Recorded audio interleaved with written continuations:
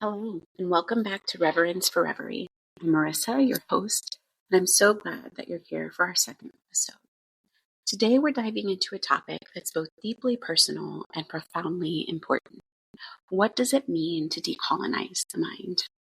This concept resonates deeply with the purpose of this podcast, which is to create space for freedom of thought, imagination, and connection to our deeper selves. Mental colonization often limits our ability to access reverie, those quiet, unstructured moments where, I believe, our soul's voice becomes clear,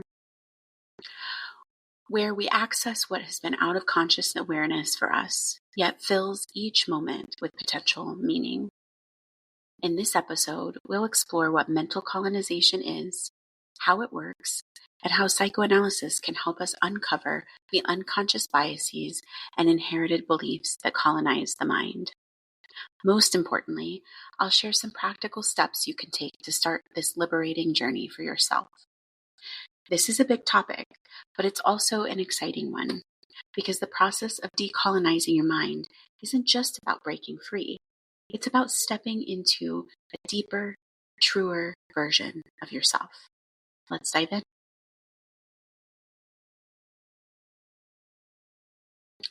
First, let's start by defining mental colonization. When we think about colonization, we usually picture it in historical or geopolitical terms, one nation imposing control over another. But mental colonization happens on a more personal level. It's the way external narratives, society, culture, institutions take root in our minds and shape how we see ourselves and others, how we think, and how we live. These narratives come from many places: media, religion, family systems, education. They tell us who we're supposed to be, what we're supposed to value, and what we should or shouldn't question. Some of these narratives might feel helpful or even comforting at times, but others can be deeply limiting, even oppressive. They can make us internalize ideas about success, gender roles, race, relationships, or morality that don't align with who we are. Here's an example. Think about this phrase: you should work hard to be successful. On the surface, it sounds reasonable, even noble. But when you dig deeper, you might notice that this belief equates success with productivity, wealth, or status, values rooted in systems of capitalism and control. It might also imply, for some, that hard work is grueling, exhausting, and difficult. And if we internalize this idea without ever questioning it, we risk measuring our worth in ways that don't reflect our true values. Some of the questions we might want to ask to challenge this ideology might be: what defines hard work? What defines success? Is it possible to be successful without feeling like it's hard work? Is it possible to work hard and be unsuccessful? Who has defined success? Who benefits from this statement? Clearly, the answers will vary according to the individual, which is why we must begin to realize that there are no one-size-fits-all statements. Life is way too complex. We are too complex. Mental colonization is subtle, but it's powerful. It keeps us trapped in patterns of thinking and living that aren't truly ours. And that's why decolonizing the mind is so transformative. It's about reclaiming the freedom to think, feel, and live authentically. So how do these societal narratives take hold in the first place? As humans, we're wired to seek belonging. From the time we're children, we absorb the beliefs and expectations of the groups we're a part of: families, cultures, institutions, because this is how we survive. Belonging feels safe. But in the process, we often inherit narratives without questioning where they come from or whether they actually serve us. Let's take beauty standards, for example. What we're taught to view as beautiful often reflects deeply ingrained biases around race, gender, and class. These standards don't just shape what we see in the mirror. They influence how we feel about ourselves, how we relate to others, and even how we perceive worth. Or when we think about the concept of success, as mentioned, we might wonder, why do so many of us feel pressure to achieve, to be constantly productive, or to prove our value through status? When we examine these ideas, we see that they often benefit systems of power more than they benefit us. The narratives we inherit tend to reflect the values of the dominant culture, not necessarily our own truths. And if we don't examine them, we risk living lives that aren't truly ours to live.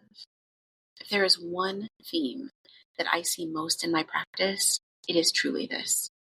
To live a life that isn't really ours is suffocating and ultimately leads to psychic death. Unfortunately, in some cases, it leads to actual physical death before its time as well. If we want to remain vital, we must find ways to revive contact with our authentic selves. We do this through reviving the capacity to inhabit our own minds. This is where my specialization in psychoanalysis comes in. One of the things I love about psychoanalysis is its focus on the unconscious, those hidden parts of ourselves that operate beneath the surface of our awareness. When it comes to mental colonization, so much of it happens unconsciously. We don't wake up one day and decide to adopt limiting beliefs. We absorb them passively. From early childhood experiences, cultural messaging, and societal norms. Something fascinating about children is that their brains spend a lot of time in slower frequency brainwave states, primarily alpha and theta, that are very similar to what adults experience in light hypnotic or meditative states. This means young kids, particularly from ages 0 to 7, are naturally more open to suggestion and absorb information almost like sponges. Whether it's language, habits, or beliefs, essentially, their minds are primed for rapid learning and deep imprinting, which is why early childhood experiences and messages can have such a lasting impact. Even if you think you have no childhood memories, you certainly do. While they may be repressed, the evidence is showing up in your life in a multitude of ways. But through psychoanalysis, we can start to uncover these hidden patterns. We can trace the beliefs that shape us back to their origins. For example, let's say you notice a voice in your head saying, I have to be perfect to be loved. I'm raising my hand on this one. As I've mentioned, I'm a recovering perfectionist myself, and this was certainly a program that ran on autopilot in my brain. Through psychoanalytic work, you might discover that this belief stems from early experiences, maybe a family dynamic where love felt conditional, or a cultural narrative that equated worth with perfection. In some religious cultures, there's a deep focus on being pure, whether in thought, action, or lifestyle. While this can inspire conscientious behavior, it can also subtly instill the belief that any moral slip-ups renders you unworthy of love or acceptance. Over time, this can grow into perfectionism as you strive relentlessly to prove your goodness and avoid falling short of those strict standards. Beyond religion, there are many other ways that people internalize the idea that they must be perfect to be loved. A child who receives praise only when they bring home top grades, for instance, may unconsciously learn that acceptance is conditional upon achievement. Similarly, constant exposure to social media highlight reels can create an illusion that everyone else is effortlessly flawless, leading you to believe that you need to measure up in every area of life to be deserving of love and belonging. Once you understand where these beliefs come from, you can start to challenge them. You can ask yourself, is this true? Does this belief actually serve me? Or am I ready to let it go? In many ways, decolonizing the mind is about making the unconscious conscious. It's about cultivating self-awareness, or what we call in analysis, the observing ego. It's about shining a light on what we've inherited so we can reclaim the freedom to choose our own paths. Here's where this ties back to the purpose of this podcast. Reverie, those moments of quiet reflection and daydreaming, requires a certain freedom of mind. When our thoughts are dominated by colonized narratives, our ability to dream, imagine, create, and connect with our intuition, or as some might say, our soul's voice, becomes constrained. Decolonizing the mind creates space for reverie, for unstructured, limitless exploration where the deeper truths of who we are can emerge. In reverie, we're not bound by the shoulds or musts of life. Instead, we can ask, what is my soul leading me toward? So how can we begin this work? The reality is that while psychoanalysis is profound, it isn't always accessible to everyone. Here are a few steps you can take to begin to develop this capacity in your own time until you're able to deepen the work with a therapist. Number 1, practice awareness. The first step in decolonizing your mind is awareness. You can't challenge a belief if you don't even realize it's there. This starts with paying attention to the narratives that shape your thoughts and choices, especially the ones that show up as shoulds. For example, you might notice thoughts like, I should be more productive. I should look a certain way to be attractive. I should always put others before myself. These shoulds can feel so automatic that we rarely stop to question them. But awareness is about slowing down and asking, where did this belief come from? Whose voice is this? And as I say that, I want to pause. You might notice that your response to that question of whose voice is this is, well, it's mine. That may be true at this point because it has become so internalized that you hear it in your own voice. But I would challenge you to let yourself linger with this a little bit longer. A follow-up question might be, who else does this remind me of? Let your mind come up with anyone and anything that surfaces. Try not to filter it. Think of your mind as a garden. A multitude of different people and experiences over time have planted seeds without your consent. Beliefs about who you should be, what you should value, and how you should live. Practicing awareness is like walking through that garden and noticing what's growing. Are these the plants you want to nurture? Or are they weeds that are taking over your space? As you tend to this garden, removing the suffocating and invasive weeds that have taken over, you allow the beautiful blossoms that align with your truest values to grow larger and thrive. You might begin to practice this awareness by starting to journal. At the end of each day, write down one should that came up for you, and then ask, is this really mine? Or does it come from someone else? My family, my culture, my society? Does this belief serve the kind of life I want to create? Awareness is the first step towards reclaiming the beautiful and nourishing garden of your mind. Number 2, ask critical questions.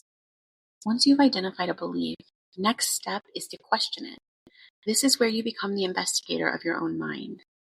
Let's take the example of beliefs like rest is lazy. You might ask yourself, is this true? Where did I learn this?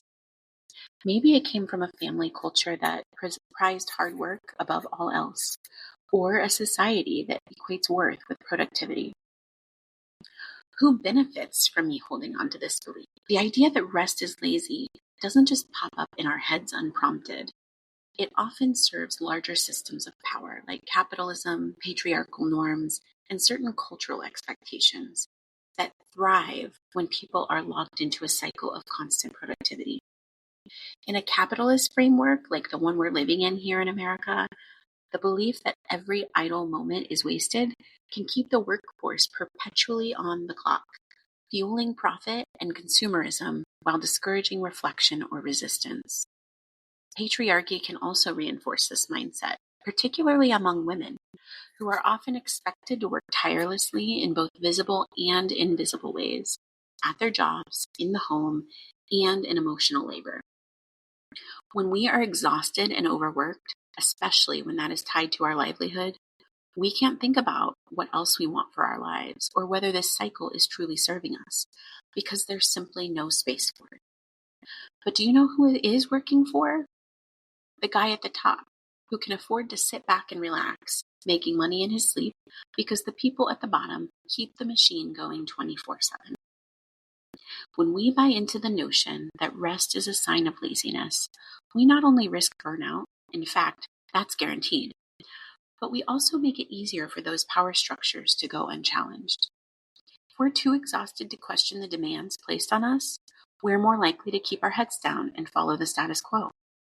Over time, this damages not just individuals who suffer from stress, anxiety, and a depleted sense of self, but also the broader culture, which normalizes relentless striving. By breaking free of the notion that rest is unproductive, we reclaim our right to recharge, reflect, and ultimately engage more fully with our work, our relationships, and our communities. In that way, rest becomes a subtle yet powerful act of resistance, chipping away at the systems that benefit from our perpetual fatigue. Let's imagine something together. This time, let's picture your mind as a library. Mental colonization has filled the shelves with books you didn't choose, narratives about success, gender, race, or morality. Asking critical questions is like pulling one of those books off the shelf and flipping through the pages. You're looking for the origin story. Who wrote this? Why? Does this story align with who I want to be? If ever there were books to be banned, let them be the ones in the library of your mind that were placed there without your consent. The ones that don't serve you or anyone else. Imagine sifting through these volumes, line by line, and deciding which no longer belong. Some might need a hard edit or a decisive strike through. Others may have entire chapters worth salvaging, but require a serious rewrite. And some you might toss into a cart labeled discard, banishing them from your shelf altogether. In taking ownership of your mental library, deciding which narratives you'll keep, which you'll rewrite, and which you'll remove entirely, you begin to loosen the grip that oppressive systems hold on your consciousness. You're no longer passively absorbing stories about what's lazy, proper, or successful. Instead, you're the librarian with full authority to reorganize and curate your own collection, choosing beliefs that nourish your well-being and empower you to rest, resist, and ultimately thrive. I'd like to share a real-life example with you about a man I've worked with in the past. While the core story is true, names and identifying details have been changed to protect privacy. I once worked with a client, let's call him Joe, who always said yes at work, whether it was to cover an extra shift, take on a new project, or troubleshoot a colleague's issue. Joe was seen as a dependable team player, but behind the scenes, he was overwhelmed and silently resentful. During one of our sessions, he realized just how rigidly he held this belief that he had to say yes in order to be considered cooperative and kind. As we explored further, Joe remembered a pivotal moment in his childhood. Whenever he had tried to assert a boundary, saying no to a chore or declining a favor, he was labeled selfish by well-meaning but strict family members. Over time, that label dug in deep. Joe's fear of disappointing others loomed so large that he simply stopped trying to say no at all. Once Joe traced this behavior back to its origin, a new perspective opened up. He saw that saying no wasn't inherently selfish. Rather, it could be a vital act of self-preservation. With this insight, he began experimenting with boundaries at work. He practiced politely declining certain tasks that were outside his scope, and to his surprise, most of his colleagues respected his honesty. More importantly, he started feeling less overloaded and more in control of his own energy. The shift was powerful. Joe realized that honoring his own limits allowed him to show up more genuinely for his team. In essence, setting boundaries wasn't just an act of self-respect. It was a step towards healthier, more authentic relationships in every area of his life. Number 3, seek alternative narratives. Awareness and questioning create space, but what fills that space is just as important. This step is about seeking out alternative narratives that challenge the ones you've inherited. For example, if you've internalized the belief that your worth is tied to productivity, explore ideas that center rest, creativity, or self-compassion. Writers like Adrienne Maree Brown, Bell Hooks, or Brené Brown offer perspectives that challenge mainstream cultural narratives. When we talk about decolonizing the mind, we're asking ourselves whose voices shaped our beliefs and whose interests those voices serve. Sometimes we don't realize how deeply entrenched our ideas are about success, worth, productivity, until we encounter alternative narratives. As you're listening to this podcast, for example, you may realize I am presenting an alternative narrative to you at this very moment. Notice that. Are you resistant to what I'm sharing? Are you eager to take it in? Adrienne Maree Brown in Emergent Strategy writes, "What we pay attention to grows." If we spend all our attention on hustle culture, that's what expands in our lives. But if we direct our focus toward rest, creativity, and genuine connection, we open a door to different possibilities for ourselves and our communities. Brown also reminds us in Pleasure Activism that we need to make justice the most pleasurable experience we can have. It's a radical notion. Imagine pleasure being at the center of our work rather than burnout or obligation. This flips a mainstream script that equates progress with constant output. Instead, it offers an invitation to see rest, joy, and deeper fulfillment as legitimate ways to nurture change. Bell Hooks adds another dimension to these alternative narratives about how we treat ourselves and others. In All About Love, she says, "Knowing how to be solitary is central to the art of loving. When we can be alone, we can be with others without using them as a means of escape." Here, Hooks is decolonizing the common assumption that we have to be perpetually busy or available to be worthy. By embracing solitude and self-reflection, we become more present in our relationships, rather than relying on them to fill the gaps left by our own self-neglect. Finally, her line "from teaching to transgress" sums up the power of imagination in decolonizing the mind. To be truly visionary, we have to root our imagination in our concrete reality, while simultaneously imagining possibilities beyond that reality. If we can't imagine a world where rest isn't considered lazy, or where love doesn't hinge on constant doing, we're stuck living by someone else's story. Seeking alternative narratives is part of the work of decolonizing our minds. It's about looking at the assumptions we've inherited, whether they're rooted in capitalism, patriarchy, or colonial frameworks, and giving ourselves permission to tell new stories. As these writers remind us, there are other ways to live, love, and create. But first, we have to dare to seek them out, and then trust ourselves enough to embrace them. It's as if you've been walking a well-worn path through a forest, a path created by societal expectations. Seeking alternative narratives is like stepping off of that path and discovering those new trails, ones that feel truer to your own heart and soul.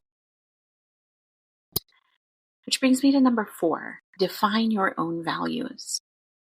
Once you've cleared space by questioning old beliefs, it's time to plant something new. This step is about defining what truly matters to you, not what you've been told to value, but what resonates with your heart and your soul. Your life is a blank canvas, and up to this point, you've been taking a look at what has already been painted on it.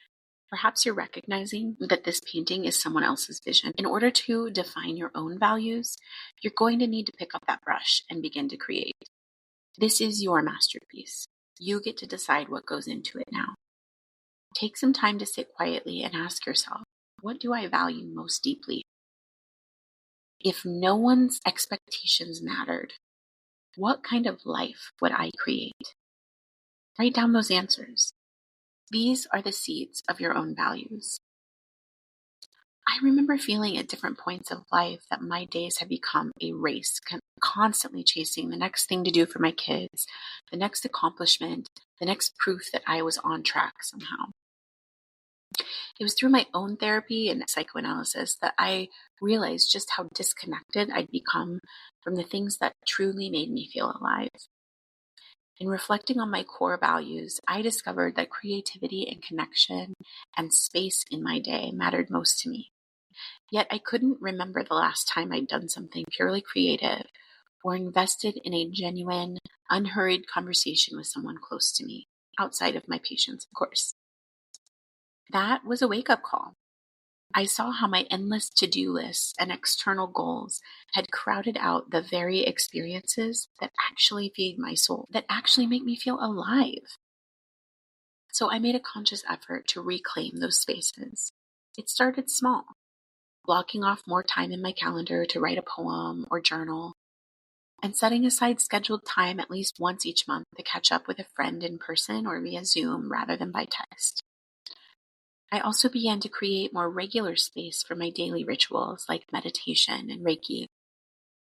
At first, it felt almost indulgent, as if I was breaking some unwritten rule about productivity. But with each new commitment I honored, whether it was a creative project or a deeper connection with someone I cared about, I felt more and more like myself. The transformation was both subtle yet profound. My overall stress started to diminish because, for the first time in a long time, my daily life was aligned with my deepest values. I took control of my schedule, and work felt less draining. I approached challenges with renewed energy because I wasn't starving my own need for creativity and human connection. It reminded me that sometimes the simple act of giving ourselves permission to honor what matters most can change how we experience every part of our day. We can become so focused on what we think we should be doing that we forget to nurture the core of who we are. Once we bring those values to the forefront, everything else seems to fall into place. Of course, I still fall off the wagon every now and again. I find myself being pulled back into the race at times. The difference now is that I can notice it, and I make a conscious effort to shift back into what grounds me for sustainable enjoyment of life. And this leads me to our final step, which is number 5, be compassionate with yourself. This work is not easy, and it does not happen overnight. Decolonizing the mind is a lifelong process, truly. And there will be times when you feel stuck or frustrated. That's okay. It's actually to be expected. Imagine your mind like a river. Over the years, maybe even decades, mental colonization has carved deep channels in its riverbed, shaping how your thoughts and emotions naturally tend to flow. These grooves are well worn from a lifetime of repetition. So redirecting the water into a new path takes patience and persistence. At first, the current might resist, pulling back into old channels where it's always run. But with each small choice, each moment of awareness, each deliberate shift in perspective, you guide the water into fresh territory, slowly carving out alternative routes. It's not a quick fix. The process can feel like standing in the middle of that river, setting up makeshift dams and digging fresh trenches. Sometimes it'll be messy. The water may recede one day, then surge back into its familiar path the next. But over time, your intentional efforts begin to reshape that riverbed itself. What was once a trickle in a new direction can expand into a flowing stream of thought and behavior that aligns more authentically with who you want to be. By nurturing these emerging channels, you're gradually releasing the hold of mental colonization and reclaiming the terrain of your own mind. Practically speaking, this might look like noticing an old belief surfacing, like the idea that you have to earn rest. Instead of beating yourself up for still holding on to that belief, you take a moment to acknowledge your progress. I see this belief, and I'm working on it. The fact that I see it indicates progress. I have time and space for changing this belief. Today, I don't have to act on it. Today, I will choose rest. Remember to celebrate the small wins. Every time you notice a belief, question it, or take a step toward living your values, you are making progress. Be gentle with yourself and trust the process. Okay, so to recap, the practical steps of beginning the work of decolonizing the mind are 1. Practice awareness. Start noticing the narratives that shape your thoughts and choices. Pay attention to the shoulds, the moments when you feel like you should do something or be someone, and ask yourself, whose voice is this? Where did this belief come from? Number 2, ask critical questions. Once you've identified the belief, start questioning it. Is it true? Does it align with your values? Who benefits from you holding on to this belief? Number 3, seek alternative narratives. Look for perspectives that challenge the mainstream narratives. Number 4, define your own values. Take time to reflect on what really matters to you. What kind of life do you want to create? Write it down, sit with it, and let it guide your choices. Number 5, be compassionate with yourself. Remember, this is a process.